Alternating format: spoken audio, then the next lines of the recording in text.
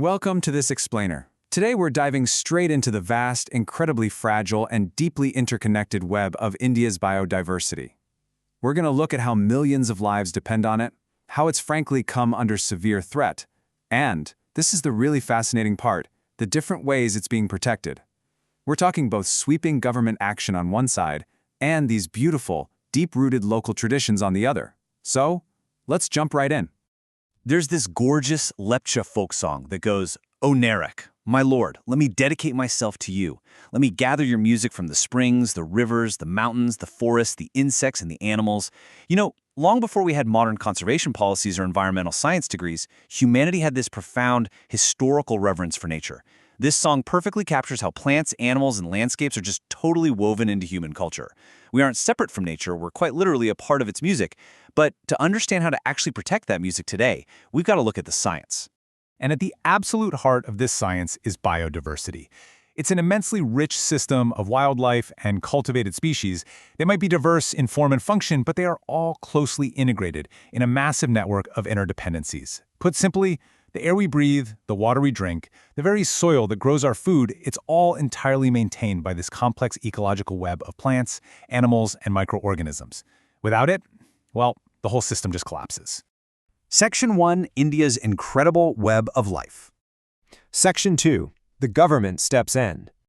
So India is actually one of the world's richest countries when it comes to biological diversity.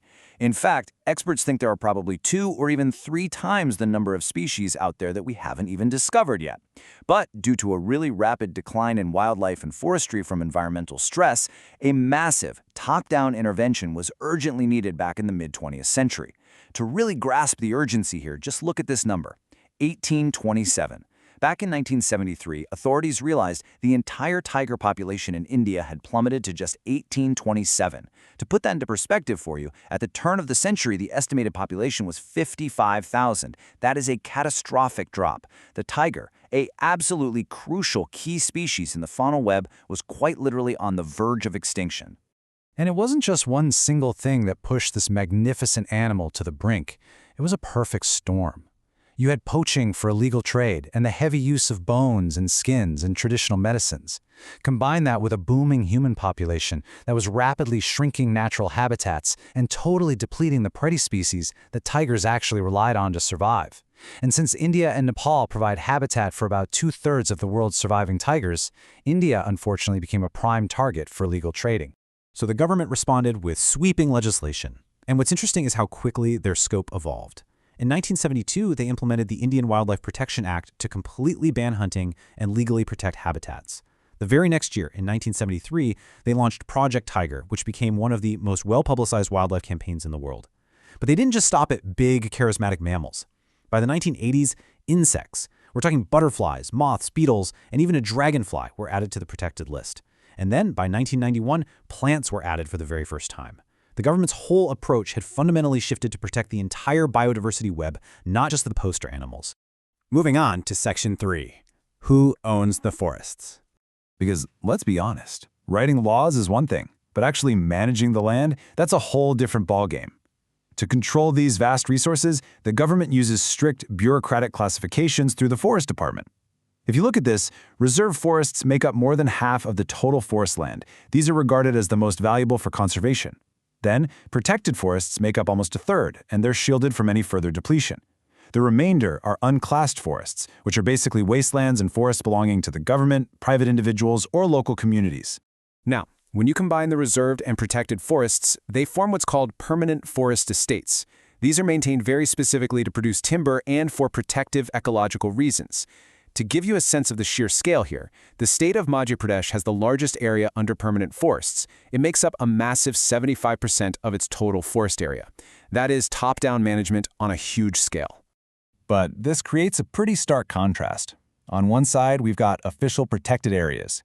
These are managed top-down by government forest departments, focusing heavily on legal classifications and those sweeping national acts. But on the flip side, we have community sanctuaries. These are entirely bottom-up, managed by local villagers and indigenous groups, focusing on traditional livelihoods, sacred beliefs, and local rulemaking. Because in a country as culturally rich as India, a sterile, top-down approach isn't the only way to save the environment. Which leads us perfectly into Section 4, the power of local communities. When the local communities actually take charge, the impact is honestly incredible. Forests are home to traditional communities who have long realized that protecting these habitats is literally the only way to secure their own long-term livelihoods. For example, in Rajasthan's Saraska Tiger Reserve, local villagers successfully fought off mining operations by specifically citing the government's Wildlife Protection Act. How amazing is that? In many areas, villagers explicitly reject government involvement altogether to protect the habitats themselves. Take the Alwar district. Inhabitants of 5 different villages came together and declared 1,200 hectares of forest as their very own sanctuary, called the Bairo Dev Dakav Sanctuary. They set up their own strict rules against hunting and fiercely protect the wildlife from any outside encroachments. And the successes of these citizen movements are widespread. The famous Chipko movement in the Himalayas? They didn't just successfully resist deforestation, they proved that community afforestation using indigenous species works wonderfully. Meanwhile, citizen and farmer groups like the Bij Bachao Andolan have totally shown that diversified crop production without using any synthetic chemicals is not only possible, but it's actually economically viable. So, you might be wondering, how do we bridge the gap between those top-down government resources and this passionate, bottom-up local effort? Well, enter Joint Forest Management, or JFM. It works as a brilliant partnership in 3 steps. Step 1. Form local village institutions. Step 2. These villagers undertake protection activities on degraded forest land that's officially managed by the Forest Department. In return, and this is Step 3, the communities receive intermediary benefits. We're talking non-timber forest produce and a share in the timber harvested from their successful protection efforts. It's a total win-win that puts local communities much closer to the center stage of natural resource management. Let's move to Section 5, Sacred Groves and Ancient Traditions. Beyond the management and the economics, there is an even deeper layer to conservation here, where ecology truly meets spirituality. At the heart of these traditions is the concept of a sacred grove. These are patches of virgin forest, or sometimes even parts of large forests, left entirely in their pristine form, completely untouched by local people. Any interference with them is strictly banned. Why? Because of an age-old tribal belief that all creations of nature must be protected as the forests of gods and goddesses. This deep-rooted nature worship essentially guarantees these patches of forest remain perfectly preserved. And notice how this reverence is highly, beautifully specific to different cultures. The Mundas and the Santal of the Chotanagpur region worship the Mahua and Kadamba trees. The tribals of Orisha and Bihar revere the tamarind and mango trees, particularly during weddings. And across general Indian society, the peepal and banyan trees are widely considered sacred. This isn't just about casually admiring nature, right? It's an active, cultural method of conservation that has protected these specific species from time immemorial. And this protection extends directly to animals, too. If you visit many temples, you'll actually find troops of macaques and langurs being fed daily, essentially treated as part of the temple devotees. Or take the Bishnoi villages in Rajasthan.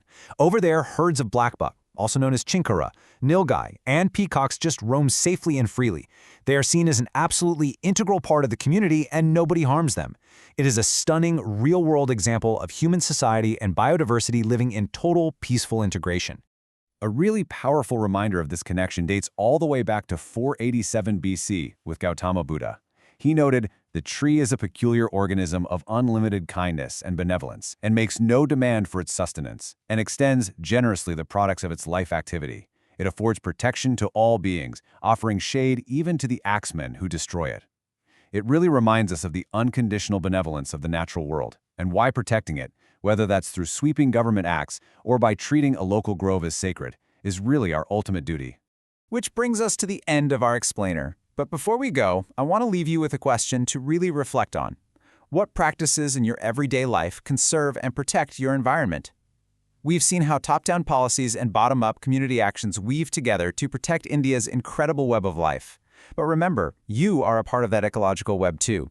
So think about your own role and how your daily actions can help keep the music of nature playing for generations to come. Thank you so much for joining me today, and keep exploring.